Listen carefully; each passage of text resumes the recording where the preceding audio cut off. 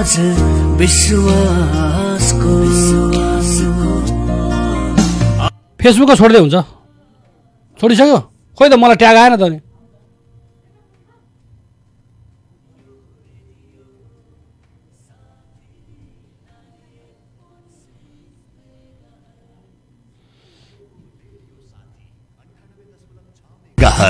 आवाज विश्वासको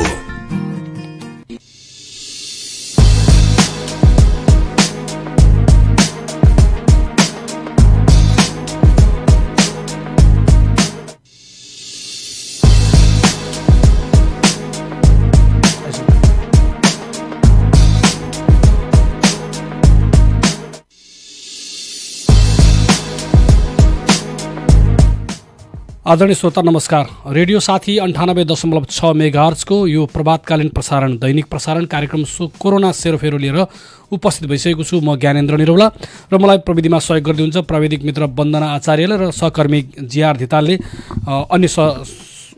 अन्य काममा सहयोग गर्दै हुनुहुन्छ। र यति बेला कोरोनाले विश्वभरि नै एउटा आफ्नो चपेटा फैलाइरहेको, आफ्नो प्रभाव फैलाइरहेको र आफ्नो चाहिँ एउटा प्रभुत्व जमाइरहेको बेलामा विश्वका सबै खालके सरकारहरू यति बेला यो कोरोना नियन्त्रण गर्न केन्द्रित भएका छन्। अनेक उपायहरू अपनाएका छन्। केही खुकुलो हुँदै गएको छ भने केही झन् कडा हुनुपर्ने अवस्था बन्दै गएको छ। त्यसैले गर्दा पनि हामीले यो कोरोनाका विभिन्न पक्षका बारेमा जानकारी गराउने उद्देश्यले कोरोना सचेतनाका लागि पनि यो कार्यक्रम हामीले सुरु गरेका छौँ। अहिलेसम्म विश्वमा 37,26,796 जना कोरोना सङ्क्रमित भइसकेका छन् भने 12,41,924 जना कोरोना सङ्क्रमण भएर उपचारपछि निको भएर घर फर्किएका छन्। त्यसै गरी 2,58,305 जना मान्छे अहिलेसम्म मृत्यु भइसकेको अन्तर्राष्ट्रिय संस्थाहरूले समाचार जनाएका छन्। र यो समाचार सँगसँगै छिमेकी भारतमा हामीसँग जोडेको छिमेकी भारतमा चाहिँ कोरोनाको सङ्क्रमण एकदमै धेरै बढेको छ। अहिलेसम्म भारतमा 49,400 जना कोरोना सङ्क्रमित भइसकेको छन्। करिबन 50,000को छेउछाउ पुगिसकेको छन्। तथापि पनि त्यहाँ चाहिँ मर्नेको सङ्ख्या अझै बढिरहेको छ। 1,693 जना मान्छे हिजोसम्म मृत्यु भइसकेको कुरा जानकारी छ। यसैले गर्दा पनि कोरोनाको सबैतिर सङ्क्रमण बढ्दो अवस्थामा छ। यो बेलामा कोरोनासँग सम्बन्धित रहेर हामीले विभिन्न पक्षबाट यो विषयलाई जानकारी गराउने हामी विभिन्न पक्षहरू, सरकार पक्षहरू, खास गरी सङ्घीय संसद, प्रदेश संसद, स्थानीय सरकारहरूको ध्यान आकर्षण गरिरहेका छौँ। उनीहरूले गरेको कामको बारेमा जानकारी लिइरहेका छौँ। त्यसै गरी आज पनि हामी दुईजना त्यस्ता व्यक्तित्वसँग कुराकानी गर्दैछौँ जसले नीति निर्माणको तहमा प्रत्यक्ष रूपमा प्रभाव पार्नुहुन्छ। हामी आज झापा क्षेत्र नम्बर 1 का सङ्घीय सांसद राम कार्कीसँग पनि कुरा गर्दैछौँ। त्यसै गरी झापा क्षेत्र नम्बर 1 ख का प्रदेश सांसद गोपाल चन्द्र बुढाथोकीसँग पनि कुराकानी गर्दैछौँ। हामी सुरुमा सङ्घीय सांसद हामी सुरुमा प्रदेश सांसद गोपाल चन्द्र बुढाथोकीसँग हामी कुराकानी गर्ने प्रयासमा छौँ, उहाँसँग जोडिने प्रयासमा छौँ। आज हामी कार्यक्रमको सुरुवातमै प्रदेश सांसद झापा क्षेत्र नम्बर 1 ख का प्रदेश सांसद गोपाल चन्द्र बुढाथोकीसँग कुराकानी गर्दैछौँ। अहिलेसम्म के कस्तो भइरहेको छ, यो अवस्थामा आइपुग्दासम्म कोरोना नियन्त्रणका लागि प्रदेश सभा, प्रदेश सरकार, त्यसै गरी उहाँहरूको भूमिका के भइरहेको छ, उहाँले लकडाउनको समय कसरी व्यतीत गर्दै हुनुहुन्छ, यो विशेष कुराकानी हामी आज गर्नेछौँ। त्यसै गरी हामी लगत्तै पछाडि सङ्घीय सांसद राम कार्कीले पनि हामीसँग कुराकानी गर्ने समय प्रदान गर्नुभएको छ। हामी उहाँसँग कुराकानी गर्छौँ र हामी दुईजना सांसदहरू, प्रदेश सांसद र सङ्घीय सांसदसँग कुराकानी गरे पछाडि सबैसँग पनि कुराकानी गर्छौँ। तपाईँको पनि हामी टेलिफोन लिन्छौँ। अहिलेलाई हामीसँग गोपाल चन्द्र बुढाथोकी, प्रदेश सांसद गोपाल चन्द्र बुढाथोकी हामीसँग आइसक्नु भएको छ। गोपाल चन्द्र बुढाथोकीजी, तपाईँलाई कार्यक्रममा स्वागत छ। धन्यवाद छ। सबभन्दा पहिला यो लकडाउनको समय चलिरहँदा आज 44औं दिनसम्म लकडाउन आइरहँदाखेरि तपाईँले यो लकडाउनको समयलाई कसरी बिताउनु भयो, कसरी बस्दै हुनुहुन्छ लकडाउनको बेलामा? लकडाउनको बेलामा राज्यले निर्देशित गरे बमोजिम सम्बन्धित स्वास्थ्य निकायले निर्देशित गरे बमोजिमको लकडाउनको अर्थको हिसाबले भन्दा घरैभित्र बस्नुपर्ने कुरा हामी जनप्रतिनिधि भएको नाताले हजुर पूर्ण रूपमा त्यसलाई घरैभित्र बसेर भन्दा पनि यो समस्या समाधानका निमित्त राज्यले अख्तियार गरेका नीतिहरू कार्यान्वयन गर्नका निमित्त सम्बन्धित निकायहरूसँग हातेमालो गर्नका निमित्त सहयोग आदान प्रदान गरेर काम गर्नुपर्ने भएको कारणले गर्दा बाह्य क्षेत्रमा जानुपर्ने, हिँडडुल गर्नुपर्ने अवस्था रहन गयो, जसका कारणबाट बाहिर हेर्दा पनि आवश्यक सुरक्षाको व्यवस्था अपनाएर हामीले यी कामहरूलाई अगाडि बढाउने काममा लागिरहेका छौँ। जस्तो अहिले चाहिँ खास गरी स्थानीय सरकार, प्रदेश सरकार र सङ्घीय सरकार तीनटा संरचनामा मुलुक चलिरहेको अवस्थामा यो तपाईँ आबद्ध प्रदेश सभा अथवा प्रदेश सरकारको तपाईँहरूसँग नजिक हुनुहुन्छ, त्यो प्रदेश सरकारले चाहिँ यो बेलामा आम नागरिकलाई यो कोरोनाबाट जोगाउनलाई के कस्ता उपायहरू अपनाएको छ? यो सार्वजनिक भएको विषय छ, डे टु डे सार्वजनिक भएका छन्। कोरोनाबाट बस्नका निमित्त आवश्यक सबै प्रबन्धहरू जुन राज्यको क्षमताभित्र पर्छ, जुन आवश्यक पर्छ, जुन स्वास्थ्य विज्ञहरूले दिएको चाहिँ रायका आधारमा, सल्लाहका आधारमा, सुझावका आधारमा राज्यले अख्तियार गर्न सक्ने जति कामहरूमा प्रदेश सरकार लागिरहेको छ। आवश्यक स्वास्थ्य उपकरणहरू उपलब्ध गराउने प्रक्रियामा सरकार जुटिरहँदाखेरि ती केही आवश्यक सामग्रीहरू पनि जुटिरहेको अवस्था छ। त्यसलाई सम्बन्धित निकायमा डिस्प्याच गर्ने काम पनि गरिरहेको छन्।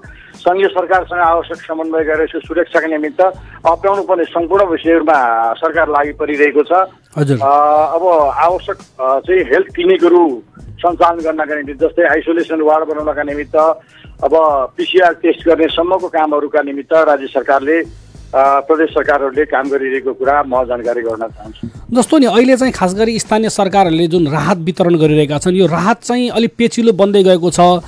खास गरी कोरोनाको जोखिम चाहिँ पहिलो प्राथमिकता नपरेर अहिले चाहिँ राहत वितरण चाहिँ पहिलो प्राथमिकतामा परेको देखिन्छ स्थानीय स्तरमा। तपाईँ यो प्रदेशको सांसद भएको नाताले यो कुरालाई कसरी निहाल्नु भएको छ? अब यो विषयका बारेमा चाहिँ अलिअलि भेग विषय हो। हजुर, प्राथमिकतामा हाम्रो स्वास्थ्य हो, प्राथमिकतामा बाँच्ने कुरा हो, प्राथमिकतामा हामीले बाँच्ने र बचाउने कुरा हो। त्यसका निमित्त हाम्रो समाजको, राज्यको र समाजको दायित्व उत्तिकै पर्न जान्छ। हामीले बाँच्ने र बचाउनका निमित्त, हामीले यी कामहरू सम्पादन गर्नका निमित्त हामी सबै लागि पर्यौँ। हामी स्वास्थ्य कर्मीहरूले जोखिम मिलेर लाग्नु भएको छ, सुरक्षा कर्मीहरूले जोखिम मिलेर लाग्नु भएको छ, सञ्चारकर्मीहरू त्यत्तिकै जोखिम मिलेर लाग्नु भएको छ। सञ्चारकर्मीहरूले त आफ्ना आफ्ना माध्यम मार्फत समाजलाई सचेत गराउनका निमित्त भोग्लो फोरिरहनु भएको छ, उहाँहरूलाई सचेत गराइरहनु भएको छ।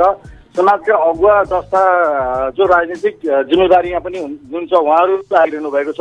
यो बेलामा हामीले जति सतर्कता अपनाउन सक्यौँ, जति हामी जोगिन सक्यौँ, जति हामीले सुरक्षा बन्दोबस्तलाई हामीले अपनाउन सक्यौँ, त्यति हामी रोगबाट मुक्त हुने हो, जति हामी त्यसलाई चाहिँ यो कोरोनालाई हामीले पराजित गर्न सक्ने हो। यही बेलामा, यही परिस्थितिमा, यो अवस्थामा हामी लागिरहेका बेला पनि अब बाहिर कमाउन नपाएपछि, रोजगारीमा जान नपाएपछि, दैनिक चाहिँ काममा लाग्नुपर्ने बेलामा काम गर्न नपाएपछि, ती सबै कुरा बन्द भइसकेपछि, व्यापार कारोबार, सामान्य व्यापार कारोबार बन्द भइसकेपछिको अवस्थामा यो नेपाल मात्रै होइन, दुनियाँ, संसारै ठप्प भइरहेको बेला, ठप्प पार्नुपर्ने बाध्यताको अवस्थामा रहेका बेला, यो बेलामा एउटा वर्ग, एउटा समुदाय जसले दैनन्दिन कमाएर बिहान काममा जान्थ्यो, बेलुका कमाएर लिएर आएर खानुपर्ने जुन व्यवस्थाका अवस्थाका मान्छेहरू हुनुहुन्थ्यो, उहाँहरूका निमित्त तत्काल राहत उपलब्ध गराउने गरी राज्यले पनि सम्बन्धित तहहरूमा तत्त निकायहरूलाई निर्देशन गर्यो।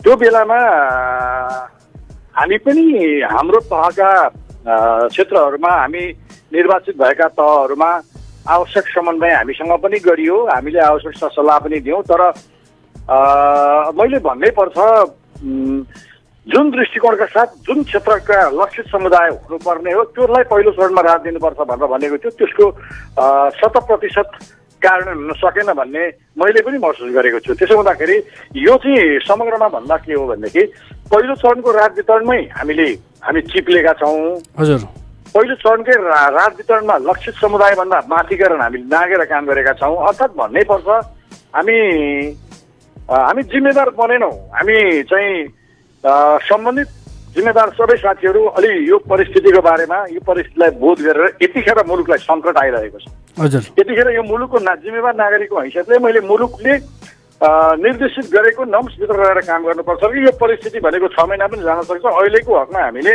चाहिँ अघि मैले भनेको वर्ग समुदायमा मात्रै लक्षित हुनुपर्छ, त्यहाँ मात्रै सीमित हुनुपर्छ भन्ने कुरा नागेर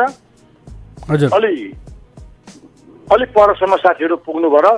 केही रिपोर्टिङ आएका छन्, केही आलोचना आएका छन्, समुदायबाट आलोचना आएका छन्, यो राहत वितरण ठिक भएन है, यो चाहिँ घरमा ढेकुटीमा धान हुनेले पनि पाए है, अतिरिक्त आमदामीहरू गरिरहेका मान्छेहरूले पनि पाए है, अरू 2 महिना 3 महिना चाहिँ खाना पुग्ने मान्छेहरूले पनि पाए है, वास्तवमै खाना नपुग्ने मान्छेहरूले केही ठाउँमा त छुटे है भन्दा चाहिँ सचेतनापूर्वक समुदायबाट कुरा आएको छ र यसमा कमी कमजोरीहरू भएका छन्। हजुर अब यो चाहिँ केही ठाउँमा त भोट लागे जस्तो लाग्छ तपाईँलाई, तपाईँको रेडियो मार्फत नै मलाई अब यो भन्न चिताउनु पर्दैन कि अब यो केही ठाउँमा त अब अर्को चुनाव आउँछ, चुनाव आएका बेला चाहिँ एउटा मान्छेलाई 10,000 खर्च गर्नुभन्दा अहिले 10 किलो चामल दिनुपर्ने राम्रो हुन्छ भनेर पनि अभिव्यक्ति आएका छन्। त्यसैले यो चरित्र मुलुकलाई सङ्कट परेको बेला, हामी सङ्कटग्रस्त अवस्थामा गुज्रिरहेका बेला, हामी कमजोर मुलुक, हरेक हिसाबले कमजोर मुलुकमा यो समस्या आइरहेको बेला हामी जिम्मेवार नागरिकहरू चाहिँ जिम्मेवार बन्न सकेनौँ भन्ने मलाई लाग्छ। त्यसका निमित्त अब दोस्रो चरणको राहत वितरणको तयारी पनि हुँदैछ। भद्रपुरले त दोस्रो चरणको राहत वितरण गरिसक्यो, हाम्रो निर्वाचन क्षेत्र पर्साहारी एरिया। बुद्ध शान्तिले पनि दोस्रो चरणको राहत वितरणको तयारी गरिरहेको छ। मेचीनगरले पनि दोस्रो चरणको राहत वितरणको तयारी गरिरहेको छ। मलाई लाग्छ अब त्यस्तो नहोस् भन्नका निमित्त हामीले नगरपालिकालाई भनेका छौँ, हामीले पनि सहयोग गर्ने वचनबद्धता दिएका छौँ। त्यस्तो नहुनका निमित्त, नगर्नका निमित्त म यहाँहरूको रेडियो मार्फत, रेडियो साथी मार्फत समुदायलाई आग्रह पनि गर्न चाहन्छु। जस्तो नि गोपाल सर, के हो यति बेला चाहिँ तपाईँ सांसद, प्रदेश 1 को सांसद भइरहँदा तपाईँको निर्वाचन क्षेत्रको अधिकांश भूभाग चाहिँ तपाईँको चाहिँ मेचीनगर नगरपालिका, चन्द्रगढी, बुद्ध शान्तिमा पर्छ। यी क्षेत्रहरूले चाहिँ तपाईँ सांसद भएको फाइदा कसरी लिए त? के प्राप्त गरे? त्यहाँबाट के सहयोग प्राप्त हो भन्ने खोजे?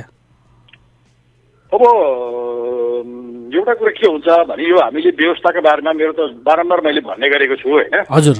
अब हाम्रा दृष्टिकोणहरूमा, हाम्रा भूमिकाहरूमा, हाम्रा चाहिँ गतिविधिहरूमा हामीले परिवर्तन पनि गर्नुपर्छ भन्ने लाग्छ। किनभने हामी चाहिँ कुन जिम्मेवारीमा छौँ? हामी कार्यकारी भूमिकामा हुँदैनौँ, हजुर, विधायकी भूमिकामा हुन्छौँ। हजुर, कार्यकारी भूमिकामा हामी हुँदैनौँ। हामीलाई चाहिँ कुनै निकायलाई निर्देशन गर्ने अधिकार पनि हुँदैन। हजुर, हामीलाई वार्ड अध्यक्षलाई निर्देशन गर्ने अधिकार पनि हुँदैन।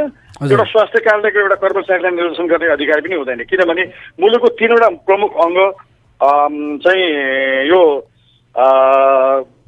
कार्यपालिका, न्यायपालिका, व्यवस्थापिका संसद। पहिलो कुरो व्यवस्थापिका संसदका सांसद मात्रै हौँ, यसको अलगै क्षेत्र छ, कार्यपालिकाको अलगै क्षेत्र छ, न्यायपालिकाको अलगै क्षेत्र छ। त्यसो भएको हुनाले गर्दाखेरि हामीले त राज्यले यसै जनताले, यसै स्थानीय तहले, यसै सरकारका विभिन्न निकायहरूले यसो समन्वयात्मक गरिरहँदाखेरि हाम्रा कुरा सुन्ने मात्रै हुन्, सुझाव मात्रै लिने हुने, हाम्रो कार्यकारी भूमिका हुँदैन। जसका कारणबाट हामीले प्रत्यक्ष रूपमा जनताले थाहा पाउने गरी सांसदले यो दियो भन्दा हाम्रो न कार्यालय छ, हजुर, हाम्रो त कुनै कार्यालय पनि छैन, हजुर, हामीसँग कुनै चाहिँ निर्देशन गर्ने हामीसँग अख्तियारी पनि छैन। जस्तो समन्वयकारी भूमिका त हुन्छ नि तपाईँको निर्वाचन क्षेत्रमा 3टा। हजुर, तपाईँलाई मैले अघि भने हामीले समन्वयकारी भूमिका मात्रै निर्वाह गर्ने हो, जसको आधारमा टेकेर म प्रशासनसँग पनि दैनिक सम्पर्कमा छु, हजुर, म स्थानीय तहसँग पनि दैनिक समन्वयमा छु, म स्वास्थ्य कार्यालयसँग पनि दैनिक समन्वयमा छु, म सरकारको निकायसँग पनि दैनिक समन्वयमा छु।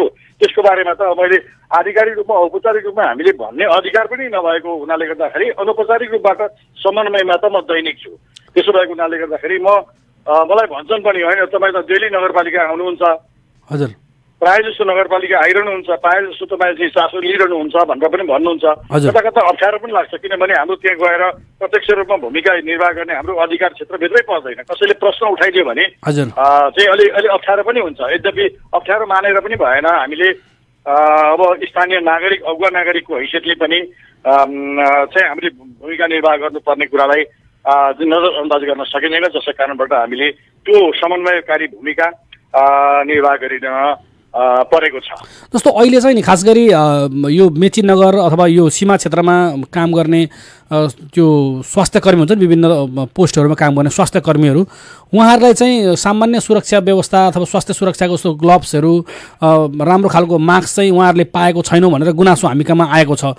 यो बेलामा चाहिँ प्रदेश सरकारले अलि ल्याउन सकेन भन्ने पनि स्थानीय तहहरूको चाहिँ उहाँहरूको आफ्नै गुनासो छ।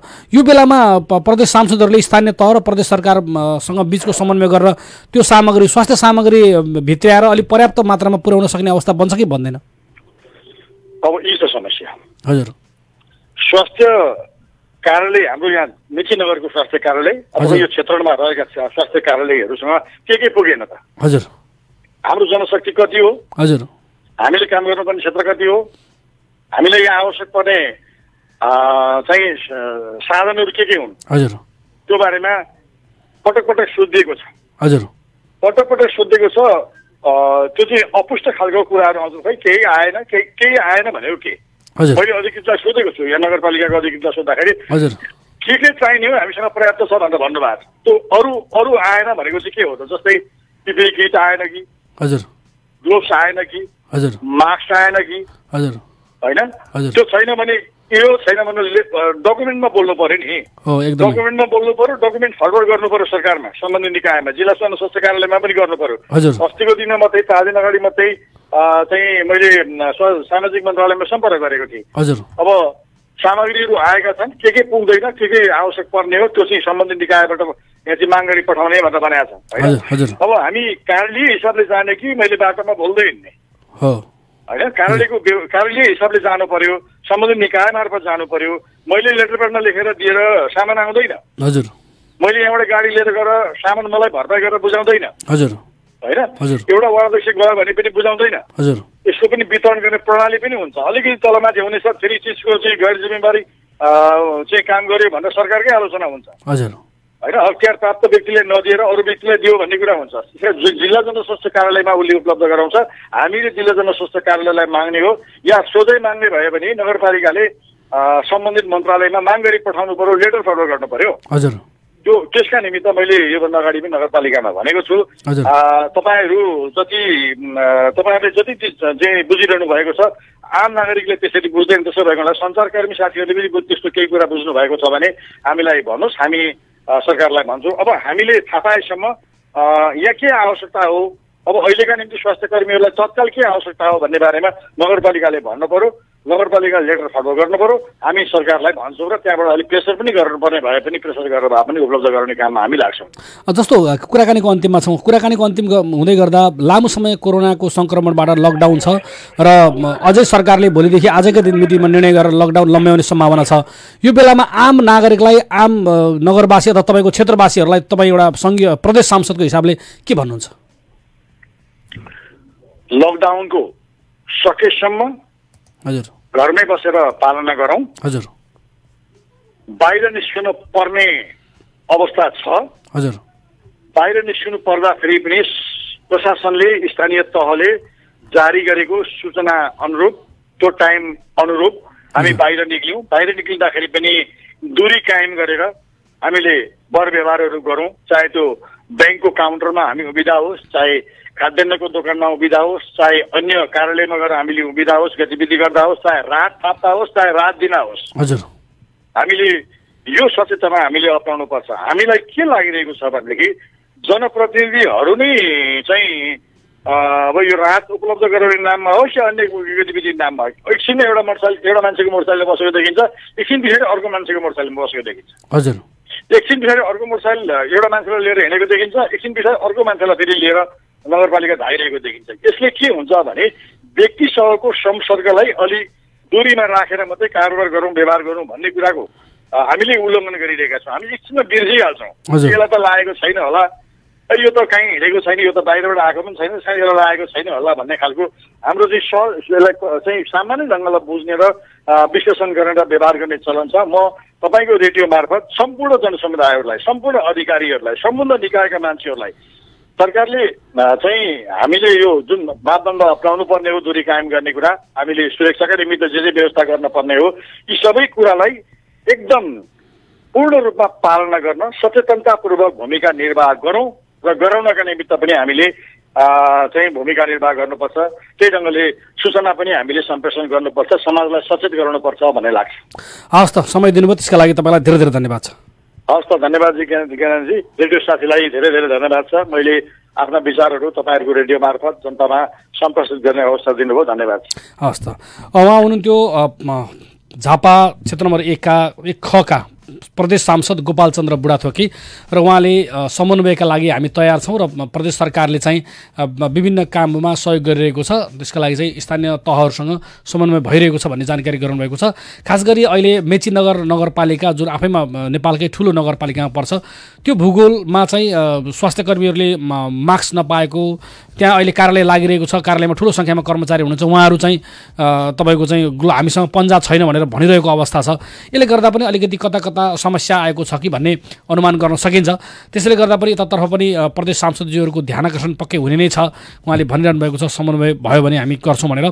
त्यसै गरी अर्को एउटा सूचना छ, आज अर्को एउटा खुसीको खबर छ। आज कोभिड अस्पताल कोशी कोभिड अस्पतालमा रहेका 31 जना बिरामीहरूमध्ये कोरोनाका सङ्क्रमित 31 जना बिरामीमध्ये अहिले भर्खरै अब केही बेरमै 6 जना बिरामीलाई डिस्चार्ज गर्दैछ। उनीहरूको 3 पल्टको परीक्षण पनि नेगेटिभ आएपछि उहाँहरूलाई अहिले भर्खरै अब 8 बजेपछि डिस्चार्ज गर्ने भनिएको थियो। हाम्रो स्टुडियो घरमा 8:22 गइसकेको छ। हामीलाई प्रदेश 1 का सामाजिक विकास राज्यमन्त्री जसमाया गजमेरले केही बेर अगाडि टेलिफोनमा भन्नुभएको थियो कि आज 6 जना बिरामीलाई डिस्चार्ज गरिँदैछ भनेको। अहिलेसम्म डिस्चार्ज हुनेको सङ्ख्या जम्मा 16 भनिएको छ, तथापि पनि 16 जना मध्येबाट 2 जनालाई फेरि अस्पताल लगिएको छ। त्यसले गर्दाखेरि 14 मात्रै अहिले डिस्चार्जको अवस्थामा हुनुहुन्छ। त्यसै गरी 6 जना चाहिँ आज डिस्चार्ज हुने भने 20 जनाको सङ्ख्यामा डिस्चार्ज हुन्छ। जम्मा 82 जना कोरोना सङ्क्रमित हाम्रो नेपालमा अहिलेसम्म पुष्टि भइसकेको छ। आज अब केही बेर पछाडिदेखि 20 जना चाहिँ घरमा निको भएर घर फर्किने अवस्था छ। तथापि पनि 2 जनालाई निको भएर जाति भए पछाडि फेरि केही दिन पछाडि चाहिँ समस्या उत्पन्न भएपछि फेरि अस्पताल लगिएको हामीले जानकारी पाएका छौँ र त्यो उहाँहरूलाई फेरि अस्पतालबाट डिस्चार्ज गरेको जानकारी छैन। त्यसैले गर्दा पनि यो पुनः किन समस्या देखियो भन्ने कुनै यो चाहिँ खास गरी चिकित्सा क्षेत्रका व्यक्तिहरूले त्यसका विज्ञहरूले भन्दै गर्नुहुन्छ होला। हामी आज अहिले भर्खरै हामीले प्रदेश सांसद गोपाल चन्द्र बुढाथोकीसँग कुराकानी गऱ्यौँ। अब हामी झापा क्षेत्र नम्बर 1 का सङ्घीय सांसद राजनीतिक व्यक्तित्व खास गरी यो क्षेत्रमा अहिले बसोबास गरिरहनु हुने राम कार्कीसँग कुराकानी गर्दैछौँ। उहाँ पूर्व मन्त्री पनि हुनुहुन्छ, पूर्व सूचना तथा सञ्चार मन्त्री समेत भइसक्नुभएका। अहिले हामी कुराकानीको उसमा पहल गरिरहेका छौँ। हामी टेलिफोन सम्पर्कमा छौँ। झापा क्षेत्र नम्बर 1 जुन यो रेडियो भएको क्षेत्र पनि पर्छ, मेचीनगर, बाहुनडाँगी, त्यसरी शान्तिनगर, चन्द्रगढी। यति बेला हामीसँग सङ्घीय सांसद राम कार्की टेलिफोन लाइनमा हुनुहुन्छ। राम कार्कीजी, तपाईँलाई रेडियो साथीमा स्वागत छ। धन्यवाद। यति बेला रेडियो साथीले कार्यक्रम कोरोना सेरोफेरोको प्रत्यक्ष प्रसारण गरिरहेको छ र तपाईँ सम्पूर्ण जनतासँग जोडिसक्नु भएको छ। यो बेलामा कोरोनाको यो सङ्क्रमण भइरहँदाखेरि भोलिदेखि संसद पनि सुरु हुँदैछ। यो बेलामा तपाईँले यो लकडाउनको समयलाई कसरी सदुपयोग गर्नुभयो अथवा कसरी बिताउनु भयो अहिलेसम्मको समय? अब मुख्य रूपमा यो अब स्वास्थ्यको क्षेत्रमा त म त्यसको एक्सपर्ट होइन। हजुर। तर स्वास्थ्यले जनतामा पार्ने प्रभाव, जनस्वास्थ्य जसलाई भनिन्छ, हजुर, पब्लिक हेल्थको बारेमा, हजुर, त यो चाहिँ पहिलेदेखि नै मैले उठाउँदै आएको मुद्दा हो कि स्वास्थ्य र शिक्षा चाहिँ राज्यले जिम्मा लिनुपर्छ। यसलाई व्यापार गर्नु हुँदैन, हजुर, व्यापारको वस्तु बनाउनु हुँदैन भन्ने कुरा चाहिँ मैले लामो समयदेखि उठाउँदै आएको कुरा हो। हजुर। र आज पनि म त्यही प्रयासमा छु। हजुर। र अहिले संसारमा भएका घटनाहरूले खास गरी यो महाव्याधि पछाडि के देखा पर्यो त भन्दाखेरि जहाँ जहाँ जनस्वास्थ्यलाई जनताप्रति प्रतिबद्ध गरिएको छ, राज्यले जिम्मा लिएको छ, त्यो ठाउँमा कोरोनाको कहर कम भएको छ। हजुर। तर जहाँ जहाँ चाहिँ स्वास्थ्यको व्यापार गरिएको छ, हजुर, ठुला ठुला हस्पिटल बनेका छन्, चौका चन्द छन्, तर त्यहाँ चाहिँ कोरोनाको महामारीले चाहिँ उत्पात मचायो। हजुर। त्यसैले यहाँ पनि अहिले पनि म हाम्रो राजनीतिक नेतृत्वलाई, स्वास्थ्यको क्षेत्रमा काम गर्ने साथीहरूलाई सबैलाई एउटा त्यो प्रयत्न गरिराखेका छु कि अब हाम्रो जनस्वास्थ्यलाई नयाँ ढङ्गले सङ्गठित गर्नुपर्छ भन्ने कुरा एक। हजुर। अब दोस्रो कुरो, अब त्यहाँ हाम्रो जुन क्षेत्र छ, निर्वाचन क्षेत्र, त्यहाँका यो राहत वितरण इत्यादिहरूको विषयमा चाहिँ मैले केही सल्लाहहरू दिएँ। म त्यहाँ नगरपालिकामा पनि गएँ, केही वडाहरूमा पनि गएँ। हजुर। तर दुःखको कुरो चुनाव आए जस्तै भयो हामी कहाँ सबै देशभरि नै। हजुर। चुनावको बेलामा जसरी चाहिँ कोरोनाको सङ्क्रमण नियन्त्रण पहिलो बुदामा पर्नुपर्ने, दोस्रो बुदामा त्यो परेर पहिलो बुदामा राहत परे जस्तो भयो।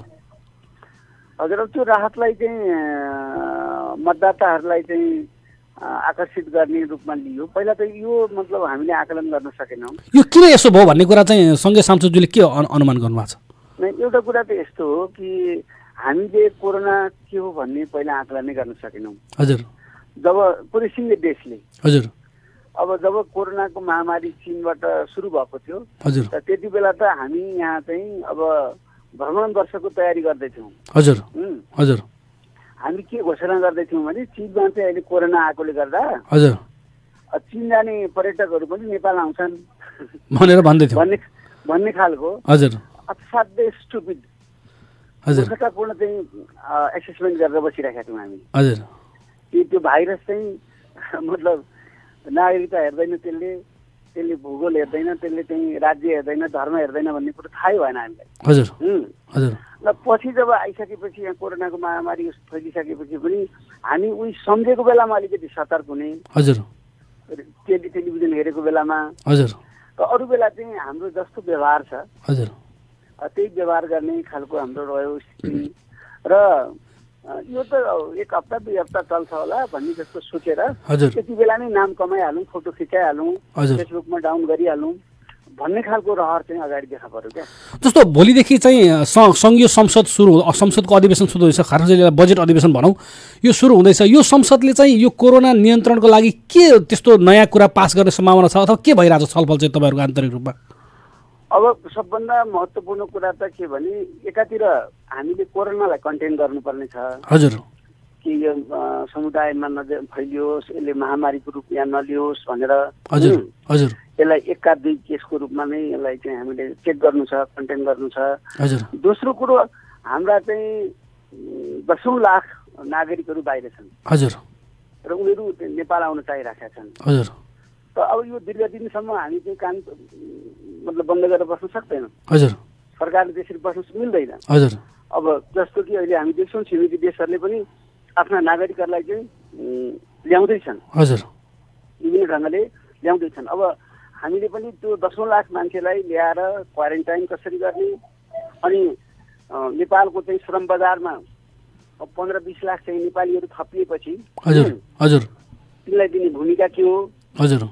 अब त्यसबारेमा चाहिँ अहिले गम्भीर छलफल गर्नुपर्ने बेला छ संसदमा। हामी त्यो कुरा उठाउँछौँ। अहिले नै 11 बजेपछि हाम्रो खास गरेर यो अन्तर्राष्ट्रिय सम्बन्ध समितिको पार्लियामेन्टको जुन समिति छ त्यसको बैठक बस्दैछ। हजुर हजुर। त त्यो बैठकमा पनि हामी यो कुराहरू राख्छौँ र त्यहाँबाट सरकारलाई हामी निर्देशन दिन्छौँ। जस्तो अहिले चाहिँ खास गरी अब तपाईँ नेकपाको केन्द्रीय स्तरको नेता पनि हुनुहुन्छ, सरकार नेकपाकै छ।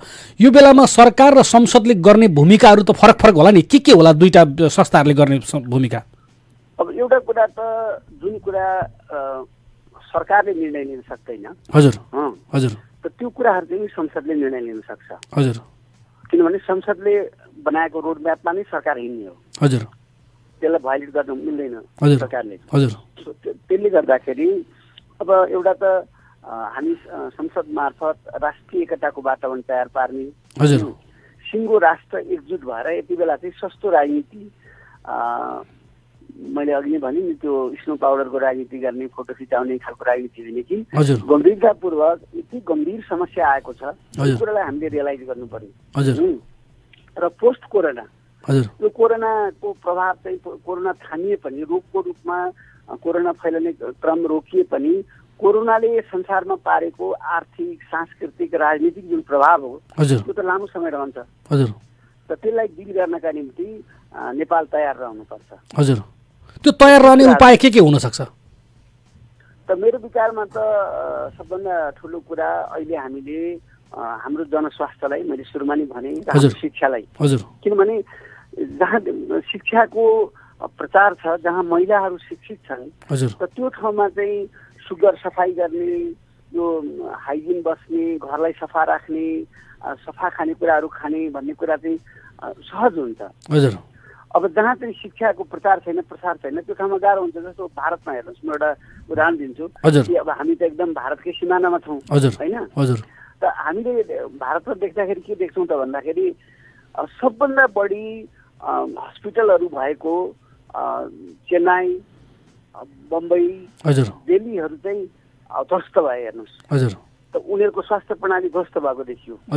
तर केरलाले जहाँ चाहिँ सबभन्दा बढी मान्छेहरू चाहिँ बाहिर जान्छन् र जहाँ धेरै विदेशीहरू आउँछन्, पर्यटकहरू भित्रन्छन्, त त्यो केरलाले चाहिँ बडो एकदम बुद्धिमत्तापूर्वक, योग्यतापूर्वक मतलब कोरोनालाई कन्टेन गरेको छ, रोकेको छ होइन। र त्यसबाट के देखियो त भन्दाखेरि जहाँ शिक्षा छ, जहाँ अब जस्तो भनौँ अहिले अब हामीले 7 क्लासमै 6 क्लासमै 5 क्लासमै नानीहरूलाई नै पढाउन थाल्नुपर्छ जनस्वास्थ्यको बारेमा। त्यो चाहिँ पब्लिक हेल्थ भन्ने कुरा। किनभने यो क्लिनिकल हेल्थ पनि देख्ने कुरा हो, डाक्टरले जाँच्ने औषधि लेख्ने भन्ने कुरा मात्रै हामीले स्वास्थ्य भनेर बुझ्यौँ होइन। स्वास्थ्य भनेको त प्रिभेन्सन हो नि, रोकथाम हो नि, रोग आउनै नदिने कुरा हो नि होइन। जस्तो भन्नुहोस् न, अब पहिला यो एउटा अङ्कुशे जुकाले काठमाडौँमा र नेपालमा धेरै मान्छेहरू बिरामी हुने गर्थे। तर जब चाइनिज जुत्ता आयो सस्तो र मान्छेले जुत्ता लाउन थाले, त्यसपछि अङ्कुशे जुकाको प्रभाव हट्यो, अङ्कुशे जुकै आउन छोड्यो, देखा पर्न छोड्यो। त त्यो कुरा जस्तो बेलायतमा चाहिँ पहिला यो टिफलिस भन्ने एउटा टाइफिस भन्ने चाहिँ एउटा ज्वरो आउँथ्यो, एकदम खतरनाक, मान्छे मर्थे। जब चाहिँ भारतबाट सुती कपडाहरू त्यहाँ गयो, कटनको कपडा, त त्यो गइसकेपछि त्यो कटनको कपडा सुतीको कपडा लाउन थालेपछि त्यो चाहिँ ज्वरो आउन बन्द भयो। त्यसो हुनाले हामीले पनि यति बेला हाम्रो शिक्षा र स्वास्थ्यलाई रिस्ट्रक्चर गर्नुपर्छ। स्वास्थ्यमा एकदमै काम लाग्ने कुराहरू कोर्समा राख्नु पर्यो। हाम्रा सानैदेखि पढाउनु पर्यो के हो जनस्वास्थ्य भनेको, पर्यावरण भनेको के हो, वातावरण भनेको के हो, हिंसा भनेको के हो, यो सबै बारेमा पढाउनु पर्यो होइन। अब दोस्रो कुरो, अब यो हाम्रो बजेट अब 4% बजेट चाहिँ स्वास्थ्यमा छुट्याएर अब चल्दैन। हामीले हाम्रो बजेटको एउटा महत्त्वपूर्ण अंश, ठुलो अंश चाहिँ स्वास्थ्यमा राख्नु पर्यो। र स्वास्थ्यमा राखेर चाहिँ स्वाभाविक रूपमा हाम्रा जति जुन स्वास्थ्य कर्मीहरू छन्, ती स्वास्थ्य कर्मीहरूलाई पनि एकदमै अपडेट गर्नु पर्यो, तालिम दिनु पर्यो होइन। अब यहाँ हाम्रो नेपालमा के देखिन्छ त भन्दाखेरि यो सहसचिव र सहसचिवभन्दा माथिका कर्मचारी र राजनीतिक पार्टीका माथिल्ला तहका नेताहरू झन्डै 15देखि 25% कहिले विदेश भ्रमणमा हुन्छ। अहिले यो कोरोनाले बन्द भएको छ, यो कोरोना नभएको बेलामा जहिले पनि विदेश भ्रमणमा हुन्छन्। त्यस्ता विदेश भ्रमणलाई चाहिँ दुरुत्साहित गरेर हाम्रा स्वास्थ्य कर्मीहरूलाई तालिम दिन पठाउनु पर्यो, हाम्रा शिक्षकहरूलाई तालिम दिन पठाउनु पर्यो क्या संसारका विभिन्न विश्वविद्यालयहरूमा, विभिन्न अस्पतालहरूमा। त हामीले चाहिँ तालिम दिन पठाउनु पर्यो, जस्तो जनस्वास्थ्यको तालिमहरू दिनु पर्यो। अब नेपालमा जनस्वास्थ्यको एक्सपर्टको भन्ने कुरा पनि हाम्रा धेरै स्वास्थ्य क्षेत्रमा काम गर्ने मान्छेलाई थाहा छैन। त्यसो हुनाले यो स्थितिको अन्त गर्नुपर्छ। जस्तो अर्को कुरा छ नि, अहिले खास गरी सरकारमा जुन एक खालको चाहिँ यो प्राथमिकतामा नपरेको हो कि केही हप्ता चाहिँ यो पछिल्लो हप्ता चाहिँ सरकारले कोरोना बिर्सेर आन्तरिक झगडा गरेको हो कि भने यो अवस्था, यो यस्तो विषम परिस्थिति, यो अवस्था कसरी आयो? तपाईँ त पार्टीको एउटा जिम्मेवार नेता पनि हो, यसलाई कसरी भन्नुहुन्छ? यो दुःखद कुरा हो। कारण के भने नेपालमा पोलिटिकल पार्टीहरू जो छन् एकदमै वैचारिक क्राइसिसमा छन्, विचारको सङ्कटमा छन्। अब जस्तो घरमा चाहिँ अब एउटा समस्या छ, नानीहरूको चाहिँ किताब किनिदिनु पर्ने, फिस तिर्नुपर्ने समस्या छ। तर अभिभावकहरूसँग त्यो चाहिँ चाँजो मिलाउने छैन भने त्यसै रिसाउने, झगडा गर्ने, गाई कुट्ने, बाछालाई हिर्काउने गर्छन् नि कसैले पूर्वक। त्यस्तै भएको छ राजनीतिक पार्टीहरूको स्थिति। भनेको विवेक नै गुमेको भन्न मिल्यो त्यो अवस्था चाहिँ होइन। त्यो भन्दा नि पहिलेदेखि नै अब स्वविवेकले चलाउने क्या एउटा प्रणालीमा नहिँड्ने कुराहरू, स्वविवेकले चलाउने। अब जस्तो भन्नुहोस् न, अहिले काङ्ग्रेस धराशायी भएको कारण के भने उसले हिजो कोटा सिस्टम सुरु गर्यो। विश्वविद्यालयमा कोटा, अदालतमा कोटा, अख्तियारमा कोटा, निर्वाचन आयोगमा कोटा, संवैधानिक इकाइहरूमा, संवैधानिक अङ्गहरूमा अनि विश्वविद्यालय जस्तो ठाउँहरूमा जब कोटाबाट मान्छे भर्ना गरिन्छ त स्वाभाविक रूपमा प्रजातन्त्र कमजोर हुन्छ, डेमोक्रेसी कमजोर हुन्छ, सिस्टम कमजोर हुन्छ। त त्यो कमजोरी अब काङ्ग्रेस अहिले उठ्नै नसक्ने हालतमा छ। उसले विरोध किन गर्न सक्दैन भने उसले सुरु गरेको। त उसले सुरु गरे हुनाले अब अहिले जुन पार्टी चाहिँ सत्तामा हावी छ त्यसकै कोटा बढी हुन्छ, त्यसले मान्छे बढी भर्ना गर्छ। हिजो काङ्ग्रेसले गर्थ्यो, आज कम्युनिस्टले गरिरहेका छन्। यो कोटा सिस्टमको अन्त हुनुपर्छ। अनि पार्टीभित्र पनि कोटा हुनाहुँदै अमुक नेताको कोटाबाट यतिजना, अमुक नेताको कोटाबाट यतिजना सिस्टम छैन। जस्तो अहिले हामीले कुनै ठाउँमा जिएम भर्ना गर्नु पर्यो, अध्यक्ष भर्ना गर्नु पर्यो। जस्तो अब चियाकै अध्यक्ष एउटा बनाउनु पर्यो भने चियाको एक्सपर्ट को छ भनेर पार्टीलाई सोध्ने खोज्ने गरिँदैन। अब कुन चाहिँ भान्जे ज्वाइँ चाहिँ खाली छ कि साँड भाइ खाली छ कि त्यस्तो खोज्न थालेपछि त स्वाभाविक रूपमा त्यहाँभन्दा घोर अव्यवस्था के हुन्छ। जस्तो अर्को एउटा कुरा नि सांसदजी, खास गरी तपाईँले निर्वाचन क्षेत्रबाट जहाँबाट प्रतिनिधित्व गर्नुहुन्छ झापा 1, त्यहाँ चाहिँ बुद्ध शान्ति गाउँपालिका, मेची नगरपालिका र भद्रपुर नगरपालिका केही भाग पनि पर्छ। यो क्षेत्रहरूमा तपाईँ सङ्घीय संसद, खास गरी केन्द्रीय सरकारले स्वास्थ्य सामग्री उपलब्ध गराउने, अन्य सामग्रीहरू उपलब्ध गराउने बेला हो यति बेला स्थानीय तहलाई, यो बेलामा चाहिँ तपाईँले त्यो समन्वयको भूमिका चाहिँ कसरी निर्वाह गर्नुभयो, पाए कि पाएनन्? तपाईँ त्यहाँ यहाँको निर्वाचन क्षेत्रको सांसद हो भन्ने कुराको आवाज पाए कि पाएनन् स्थानीय तहहरूले? अब त्यो त जनतालाई सोध्नुपर्ने कुरा हो, मैले भन्ने कुरा होइन। हजुर होइन, अब सधैँभरि चुनाव हुँदैन, चुनाव त 4-5 वर्षमा एकपटक हुन्छ। हजुर वर्षमा हजुर होइन। हजुर। अनि अब मैले चाहिँ त्यस्तोमा विश्वास पनि गर्दिनँ। अब दिने पछि स्टन्ट गरेर उटपटाङ काम गरेर चाहिँ बडा देखा पर्ने भनेर म गर्दिनँ। हजुर हजुर। मेरो जुन लय छ काम गर्ने, हजुर, त्यही लयमा काम गर्छु। अब अहिले मैले के गरेको छु त भन्दाखेरि मेरो जुन यो सांसदहरूले एउटा चाहिँ तलको भौतिक संरचनाहरू गर्न भनेर एउटा बजेट छ होइन। हजुर। त त्यो बजेटबाट केही मतलब सामग्रीहरू खास गरेर फोर फ्रन्टमा काम गर्ने, एकदम अगाडि गएर काम गर्नुपर्ने, उनीहरू निस्कनै पर्ने जो मान्छेहरू छन्। जस्तो कि अब हाम्रो जुन मेची अस्पताल छ, त त्यो मेची अस्पतालका डाक्टर र नर्सहरूले त पछि हट्न पाउँदैन। हजुर। घरमा बस्ने, एक्लै बस्ने भन्ने हुँदैन, क्वारेन्टाइन हुँदैन उनीहरूको त। उनीहरूले त काममा जानै पर्छ। त अरू पनि जस्तो अब धुलाबारीमा मतलब हाम्रो स्वास्थ्य केन्द्र छ, शान्तिनगरमा चाहिँ हेल्थ पोस्ट छ, बुधबारेमा छ। त यसको निम्ति त्यो फन्डबाट जुन भौतिक पूर्वाधारका निम्ति छुट्याएको जुन फन्ड छ, त्यसबाट पिपीका सामान किनेर सायद भोलि पछिसम्ममा त्यो सामान पुग्दैछ। र मैले पनि के सोचेको भन्दाखेरि अगाडि 18 दिनहरू अझ अगाडि आउँदैछन्। त त्यसको निम्ति हामी तयार हुनुपर्छ। त्यसैले मैले त्यहाँ पनि हाम्रा सबै शुभचिन्तकहरूलाई, पार्टीका साथीहरूलाई के भने अहिले चाहिँ फोटो खिचाउने हतार नगरौँ। अब एक टाइम यो केरा लगेर चाहिँ 7 जनाले फोटो खिचाउने खालको जो चलन चलेको छ, त्यो नगरौँ। अहिले केही सामग्रीहरू जम्मा गरौँ, तयार गरौँ। जब 18 दिन आउँछन् त्यसपछि वितरण गरौँ। तर अब भइदियो के भन्नुहुन्छ भने अब तपाईँहरू तिनै हुनुहुन्छ, तपाईँहरूले हेरिराख्नु भएको छ सबै कुराहरू। त पहिला हाम्रो भनाइ के थियो भने 10% त्यो हाम्रो मेची नगरको खास गरी 10%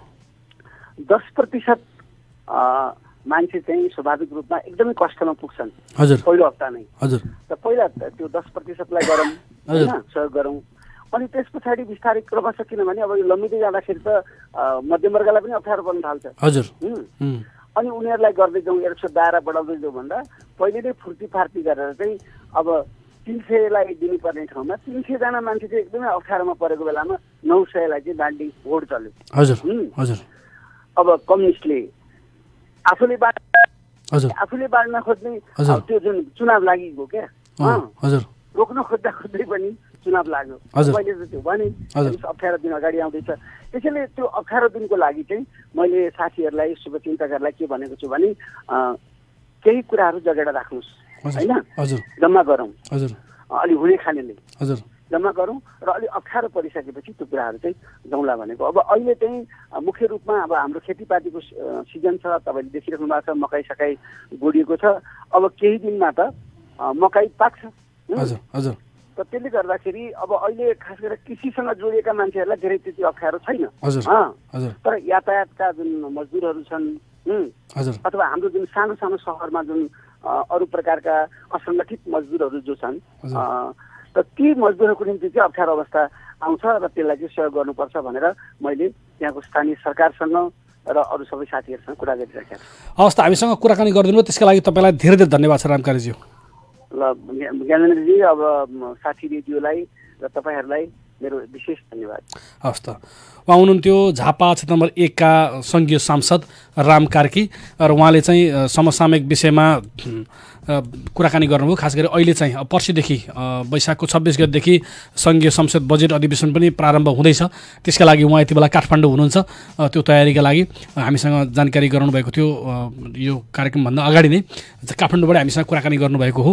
उहाँले भनिसक्नुभयो कि यति बेला यो राहत वितरण चाहिँ फरक ढङ्गबाट, अलिक गलत ढङ्गबाट राहत वितरण भइरहेको छ। दुईटै सांसद, आज आज कुरा गरेका प्रदेश सांसद गोपाल बुढाथोकी र संघीय सांसद राम कार्कीको दुईटैको साझा धारणा थियो यो राहतको विषयमा कि यो चाहिँ चुनावमा आए जस्तो चुनावमा सहयोग गरे जस्तो चुनावको आएको बेलामा एउटा पार्टीले चाहिँ कार्यकर्तालाई सहयोग गरेको जस्तो भोट तान्नलाई सहयोग गरेको जस्तो यो राहत चाहिँ अत्यन्तै धेरै गलत ढङ्गबाट फोटो खिचाउने प्रचार गर्ने हिसाबले मात्रै बाँडियो र जसले राहत अहिले नदिएको पनि हुन्थ्यो पहिलो र दोस्रो चरणमा राहत नदिए पनि हुने मानिसहरूले पनि अहिले राहत पाइसकेपछि एकपल्ट राहत दिइसकेपछि अब दोस्रोपल्ट फेरि तिनीहरूलाई राहत दिनलाई चाहिँ फेरि गाह्रो छ उनीहरूलाई नै राहत दिलाउनलाई चाहिँ गाह्रो छ। त्यसकारणले गर्दाखेरि पनि अलिकति समस्या चाहिँ यो राहतमा भएको छ अथवा समग्रमा आम श्रोतालाई यहीँबाट भन्ने अवस्था के हो भने अहिले हेर्दा खास गरी स्थानीय तहहरू सबै स्थानीय तह यो मेचीनगर मात्रै होइन बुद्ध शान्ति मात्रै होइन भद्रपुर मात्रै होइन अहिले कोरोना नियन्त्रणको प्रयासहरू कोरोना नियन्त्रणका छलफलहरू कोरोना नियन्त्रणमा गर्न सकिने उपायहरूको बारेमा चाहिँ दोस्रो प्राथमिकतामा पर्यो त्यो पहिलोमा पर्दै परेन। अहिले एउटा कुनै छलफल नगरपालिकाले गाउँपालिकाहरूले चलायो भने त्यो छलफल चाहिँ राहतकै विषयमा घन्टौँ चल्छ र अरू विषयमा कुरै हुँदैन। त्यसले गर्दाखेरि त्यो हिसाबले चाहिँ अहिले राहतलाई प्राथमिकता राहत दिनुपर्छ। मान्छेले खाना नपाएर मर्नु हुँदैन खाना नपाउने अवस्था किनभने सबै कुरा जे गरेको छ लकडाउन भन्नुहोस् जे भन्नुहोस् आइसोलेसन भन्नुहोस् जे उपचार भन्नुहोस् क्वारेन्टाइन भन्नुहोस् सबै मान्छे बचाउनलाई गरेको विधि हो अपनाएको तरिका हो। अब त्यहाँभित्र मान्छे मर्ने कुराको हामी कल्पना गर्न सक्दैनौँ तर मान्छे मर्न नदिनलाई राहत वितरण गर्ने हो भने राहतको पनि एउटा राहतका बारेमा छोटो छरितो व्यवस्थित कुरा गर्न सकिन्थ्यो तर मूल मुद्दा हाम्रो यति बेला कोरोना हो। केले हामीले राहत किन बाँड्नु परिरहेको छ भन्दाखेरि कोरोना चाहिँ हाम्रो डरलाग्दो रूपमा आइरहेको छ दैनिक रूपमा बढिरहेको छ जोखिम झन् बढ्दो अवस्थामा छ। त्यसकारणले कोरोना नियन्त्रणमा हाम्रा धेरै प्रयासहरू यो भाइरसको फैलिने कसरी तरिका हो यो भाइरसले कसरी प्रचार गर्छ यसरी यो भाइरसको सङ्क्रमणमा कसरी मान्छे आउन सक्छन् यसको कुन यसको चाहिँ चेन ब्रेक यसलाई कसरी ब्रेक गरेर यसलाई चाहिँ हामीले सुरक्षित गर्न सक्छौँ होला यो बारेमा मसिनो ढङ्गले स्थानीय पालिकाहरूले गफ गर्दैनन् छलफल गर्दैनन् विज्ञहरूको कुरा सुन्दैनन्। हाम्रा चाहिँ जनप्रतिनिधिहरू आफै कोरोनाको विज्ञ भइसके कोरोनाको बारेमा अन्टसन्ट एकदम भनिरहेको अवस्था छ एकदमै धेरै यो बारेमा मात्रै कुरा गरिरहेको अवस्था छ उहाँहरू आफै विज्ञता भएर छाँटिरहनुको अवस्था छ। त्यसले गर्दा पनि यो विषय चाहिँ अलिक पेचिलो बनेको छ। खास गरी यो बेलामा राहत चाहिँ वितरण गर्ने कुरा दोस्रो प्राथमिकता हो तर पहिलो प्राथमिकतामा राहत परेको कारणले पनि अलिकति अवस्था चाहिँ अप्ठ्यारो स्थितिमा पुगेको छ। तपाईँ यदि रेडियो साथी सुन्दै हुनुहुन्छ र कार्यक्रम कोरोना सेरोफेरो सुन्दै हुनुहुन्छ भने हामीसँग थोरै समय छ हामी एउटा साङ्गीतिक विश्राम लिँदैछौँ कोरोना गीतको विश्राम लिँदैछौँ।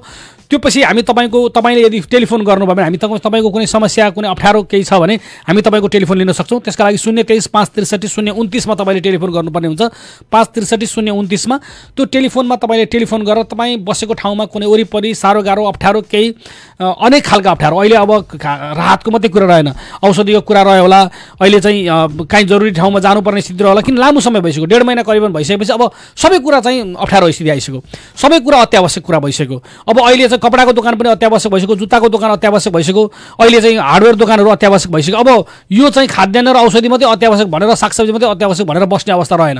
त्यसैले गर्दा पनि अत्यावश्यकहरू पनि अब बढ्दैछन्। त्यसैले गर्दा तपाईँहरूलाई कुनै साह्रो गाह्रो अप्ठ्यारो छ हामी रेडियो मार्फत हामी चाहिँ सहजीकरण गर्न सक्ने स्थिति छ भने हामी त्यो सहजीकरण गर्न तयार छौँ। हामी स्थानीय तहहरूलाई सङ्घीय सरकारलाई प्रदेश सरकारलाई हामी घचघच्याउन सक्छौँ। त्यसका लागि हामी तपाईँको लागि प्रयास गर्न सक्छौँ र हामी तपाईँको अप्ठ्यारोलाई फुकाउन सक्छौँ। यो विषयमा तपाईँले 023 563 029 तपाईँले टेलिफोन गर्न सक्नुहुन्छ। अहिलेलाई एउटा साङ्गीतिक विश्राम।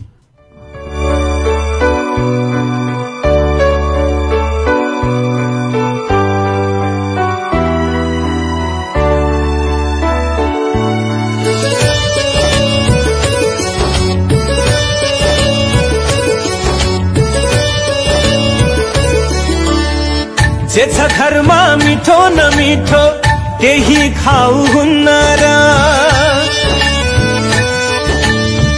जे छ घरमा मिठो न मिठो त्यही खाऊ हुन्न र जे छ घरमा मिठो न मिठो त्यही खाऊ हुन्न र छैनन् खुलेका न धाउनु बजार थोत्रै लाऊ हुन्न र जे छ घरमा मिठो न मिठो त्यही खाऊ हुन्न र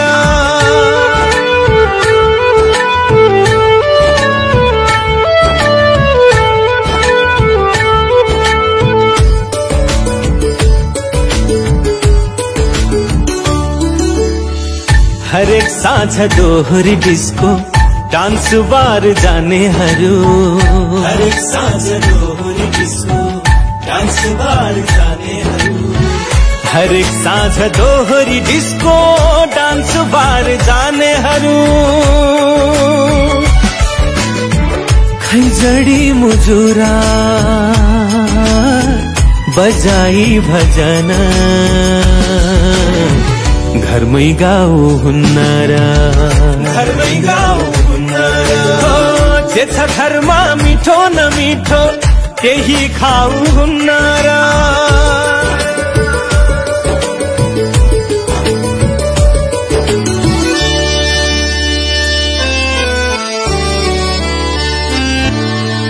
यो धराभरि विपत्ति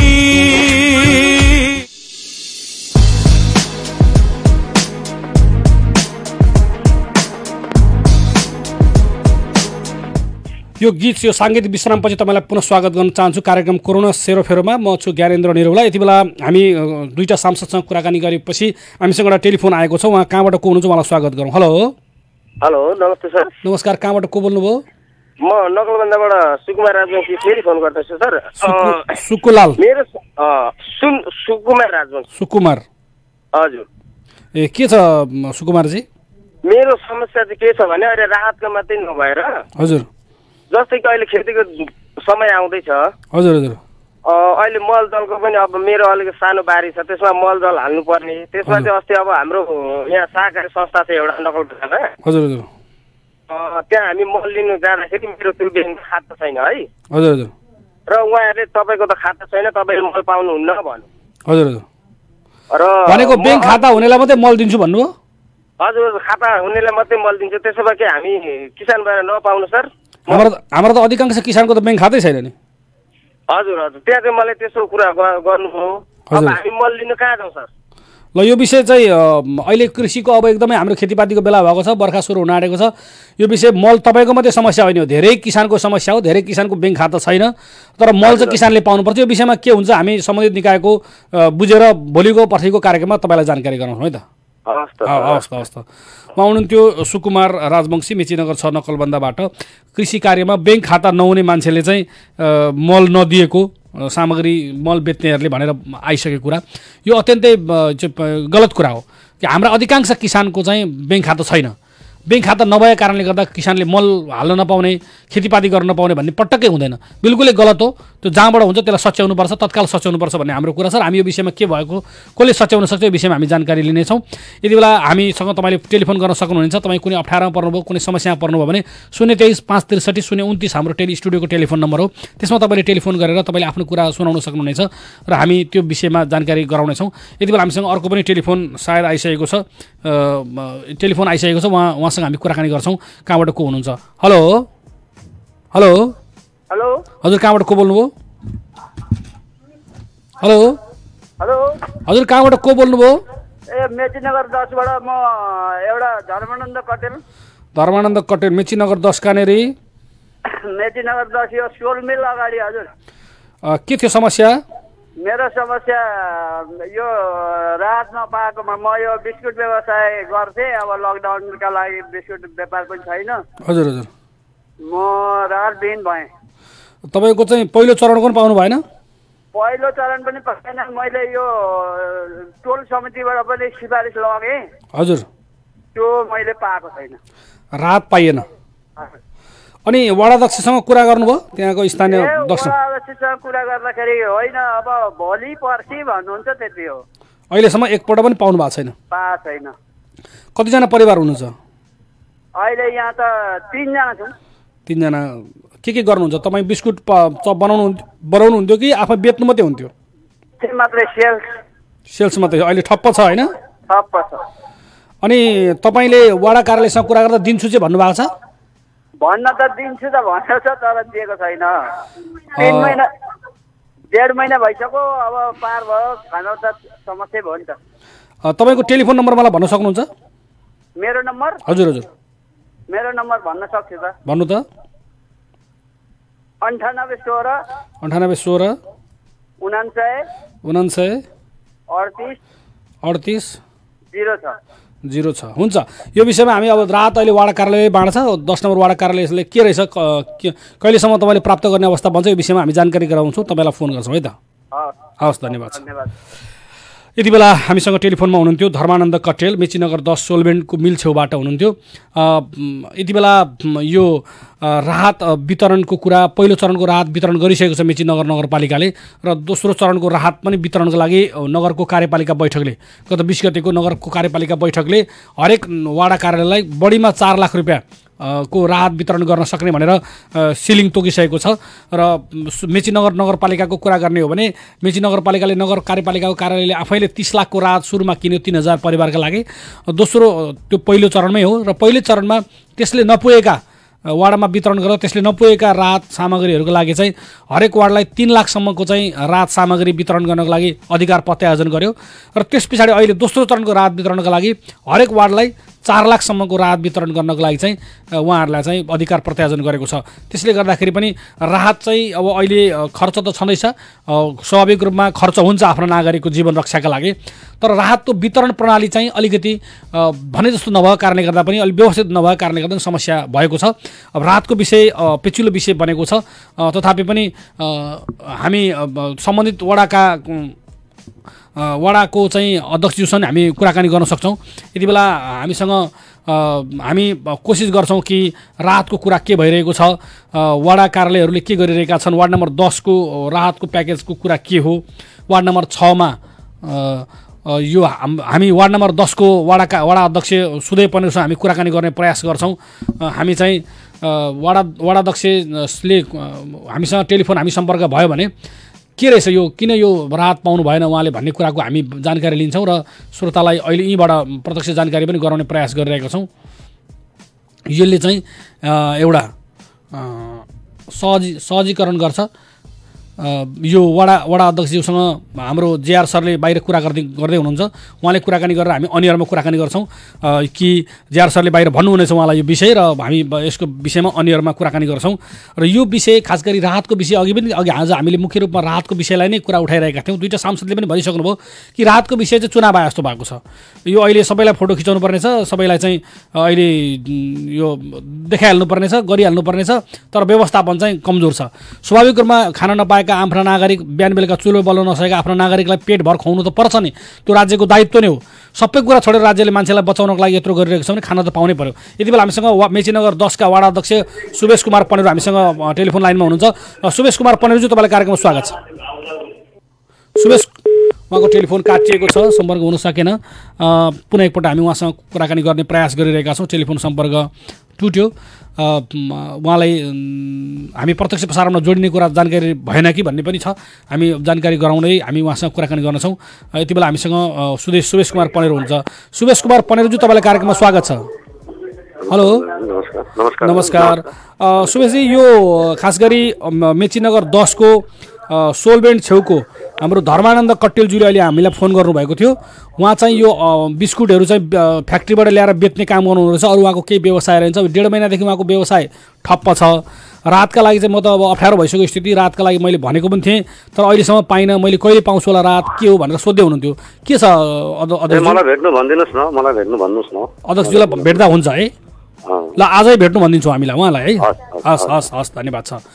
खास गरी अहिले वडा अध्यक्ष सुवेश कुमार पनेरूले हामीसँग कुराकानी गरिसक्नुभयो यो धर्मानन्द कटेलज्यूले सुन्नुभयो होला नसुने पनि हामीसँग उहाँको टेलिफोन नम्बर छ मेरो हामीले थाहा पायौँ तपाईँले सुनिरहनु भएको छ भन्ने हामी बुझ्छौँ किनकि तपाईँ कार्यक्रममा सुनेरै फोन गरिरहनु भएको थियो भनेपछि तपाईँको समस्या आजै समाधान हुन्छ भनेर भन्नुभएको छ वडा अध्यक्षले तपाईँले छोटो कुराकानी गर्नुभयो सायद उहाँ कुनै छलफलमा हुनुहुन्थ्यो जस्तो लागेको छ हल्लाखल्ला थियो र उहाँले चाहिँ हामीसँग आजै तपाईँले वडा अध्यक्षसँग भेट्नुहोस् हामी वडा अध्यक्षको तपाईँलाई टेलिफोन नम्बर पनि हामी सार्वजनिक गर्न सक्छौँ उहाँको टेलिफोन नम्बर हामी भन्न सक्छौँ यो कुनै अप्ठ्यारो विषय होइन किनकि यति बेला वडा अध्यक्षहरूको चाहिँ सम्पर्क स्थापित हुनुपर्छ आम जनतासँग 9856278630 उहाँको टेलिफोन नम्बर यो टेलिफोन नम्बर सुवेश कुमार पनेरू वा मेचीनगर 10 का वार्ड अध्यक्ष हुनुहुन्छ 9856278630 यो नम्बरमा सम्पर्क गरेर तपाईँले वडा अध्यक्षलाई जानकारी गराउनु होला कि अप्ठ्यारो छ भने आजै व्यवस्थापन हुने कुरा हामीले जानकारी पाइसकेका छौँ।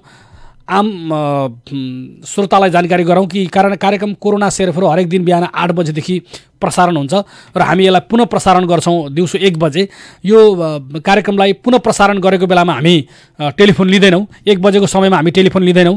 बिहानको समयमा मात्रै हामीले टेलिफोन लिने हो र 1 बजेको समयमा टेलिफोन यो कार्यक्रम सुन्दै गर्दा तपाईँले टेलिफोन नगरिदिनु होला। 1 बजेको समयमा अहिले हामी कुराकानी गरिरहेका छौँ। खास गरी आम नागरिकले यति बेला ध्यान दिनुपर्ने कुरा के हो भने कोरोना हरेक व्यक्तिलाई कोरोना संक्रमितको रूपमा देख्नुहोस् भनेर डाक्टर रविन्द्र पाण्डे हुनुहुन्छ यो जनस्वास्थ्य विज्ञ, उहाँले हामीसँग कुराकानीमा रेडियो साथीसँगको कुराकानीमा भन्नुभएको थियो कि तपाईँ हरेक मान्छेलाई कोरोना संक्रमित देख्नुहोस्, त्यही अनुसारले व्यवहार गर्नुहोस्, एकदम दूरीमा राख्नुहोस्, मास्क बाहिर निकल्दा मास्क प्रयोग गर्नुहोस्, घरभित्र मास्क प्रयोग गर्नु जरुरी छैन, मास्क प्रयोग गर्नुहोस्, साबुन पानीले हात धुनुहोस्, घरमा बस्दा बाहिर बस्दाखेरि सेनिटाइजरको प्रयोग गर्नुहोस् र अत्यन्तै धेरै सुरक्षित हुनुहोस्। भिडभाडमा जाँदै नजानुहोस्, जानुपर्ने एकदमै जरुरी काम पर्यो भने घरबाट बाहिर निक्लिनुहोस्, भरसक्के तपाईँ धेरै मान्छेको सम्पर्कमा नआउनुहोस्। यो चाहिँ विधि हो भनेर भनिएको छ। यो लामो समयसम्म यो रहने सम्भावना छ र त्यसैले गर्दाखेरि अहिले चाहिँ अब लकडाउन छ र कोरोनासँग बचेर हामीले चाहिँ हाम्रो जीवन चलाइरहेका छौँ, घरभित्र थुनिएर जीवन चलाइरहेका छौँ आम नागरिकहरूले। तर अब चाहिँ यो कोरोनाको संक्रमण अथवा कोरोनाको भाइरस चाहिँ प्रभाव चाहिँ लामो समय रहिरह्यो भने कोरोनासँगै हामीले जीवन जिउनु पर्ने पनि अवस्था आउन सक्छ। कोरोनासँग जुधेर अहिलेसम्म हामी भागेर अथवा लुकेर अथवा घरमा सुरक्षित भएर बसिरहेका छौँ, तर अब कोरोनासँगै जिन्दगी चलाउनु पर्ने, कोरोनासँगै जुझ्नु पर्ने र जे आइपर्छ उपचार गर्दै हामी काम गर्दै पर्ने भन्ने पनि आउन सक्छ। किनकि इटालीमा त्यो देखिसक्यो, इटालीले चाहिँ त्यहाँ केही खुकुलो गरेको छ। 40 लाख मान्छे चाहिँ इटालीको काममा फर्किसकेका छन्, नियमित काम गर्न थालिसकेका छन्। अमेरिकामा काम भइरहेको छ। तपाईको चाहिँ सबभन्दा उदाहरणीय यसपालि उदाहरण दिएको भनेको दक्षिण कोरियाले हो। दक्षिण कोरियाले 1 दिन पनि लकडाउन नगरिकन यो कोरोनाकै बीचमा आम निर्वाचनसम्म गरेको छ। यसैले गर्दाखेरि यो कोरोनासँगै जिउन पनि हामीले अब सिक्नुपर्ने स्थिति बन्न सक्छ। भलै सरकारले त्यो कुराको बारेमा गर्ला, तर पनि हामीले आन्तरिक रूपमा हाम्रो कृषि कर्म, खास गरी कृषि कर्म, हाम्रा घरायसी अन्य हामी कहीँ बाहिर ननिक्लिन गरिने काम र हाम्रा कृषि कर्म, हाम्रा खेतहरूमा गरिने काम हामी कोरोना सँगसँगै अब हामी काम पनि गर्नुपर्छ। किनकि कोरोनाको संक्रमण अन्त्य भइसक्दा अथवा कोरोनाको प्रभाव कम भयो हुँदाखेरि हाम्रा खेतहरू बाँचेछन् भने हामीले भोलिका दिनमा भोकमारीले मर्नुपर्ने हुनसक्छ। त्यसैले गर्दा पनि यो डरलाग्दो महामारीबाट बस्नको लागि पनि हामी कोरोनासँग लुकेर होइन, कोरोनासँगै अब जिउन सक्ने बानीको विकास पनि गर्नुपर्ने अवस्था दिनहरू आउन सक्छन्। त्यतातर्फ पनि सचेत बन्दै अहिलेलाई सुरक्षित बन्नुहोस्, घरमा बस्नुहोस्, साबुन पानीले हात मिचिमिची धुनुहोस्, रेडियो साथी सुन्नुहोस्। रेडियो साथीले धेरै कुराहरू तपाईँहरूलाई पस्किरहेको छ, नयाँ नयाँ कार्यक्रम पस्किरहेको छ। हामी योभन्दा पछाडि लगत्तै साना बालबालिका भाइ बहिनीहरूका लागि अरुणोदय सानो साथी हामी कार्यक्रम सुरु गर्छौँ।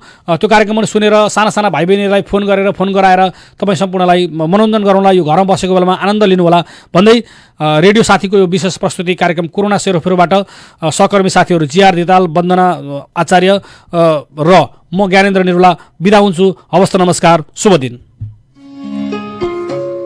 बचो बचो बचो कोरोना बाटा बचो बचो बचो बचो कोरोना बाटा बचो।